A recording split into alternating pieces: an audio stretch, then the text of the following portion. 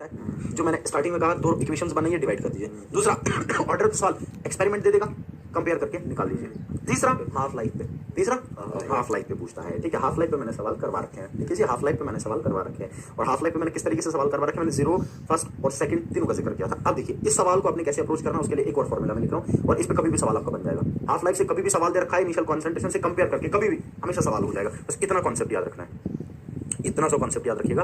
That is half life of any nth order reaction, किसी भी n order reaction का 0 1 2 3 कुछ भी हो, is inversely proportional to 1 upon initial concentration raise to n-1। बस इतना याद रखना है, कभी भी सवाल बन जाएगा अगर कंपेयर किया है। ठीक है, अब मुझे बताइए क्या आपको ये चीज पता है कि 0 ऑर्डर का हाफ लाइफ a नॉट के डायरेक्टली होता है? सही है ना?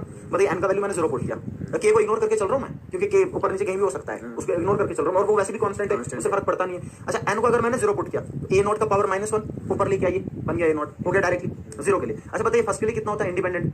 फर्स्ट के लिए तो a नॉट आता ही है सर, वो तो आता है 0.693/k। तो बताइए 1 पुट किया, 1 - 1 0 हो गया इंडिपेंडेंट, नहीं फर्क नहीं पड़ रहा है। ठीक, 2 के लिए कितना आता था? इनवर्स में आता था, मैंने लिखवाया था, मैं तीनों लिखवाए थे, इनवर्स के लिए आता था। अच्छा 2 के लिए इनवर्स आएगा, 2 - 1 पुट कीजिए, कितना आएगा? 1। तो इसका मतलब हाफ लाइफ सेकंड ऑर्डर का इनवर्सली प्रोपोर्शनल होगा इनिशियल कॉन्सेंट्रेशन के। ठीक है, अच्छा अगर मैं 3 पुट करूं तो 2, इसका मतलब इनिशियल कॉन्सेंट्रेशन के स्क्वायर के इनवर्सली होगा, नहीं होगा? 3 - 2। अब बड़ा सवाल कहता है जी half life is inversely proportional to square of initial concentration, तो इसका मतलब थर्ड ऑर्डर चल रहा है, इसका मतलब थर्ड ऑर्डर चल रहा है। ठीक है, तो ये आ जाएगा आपका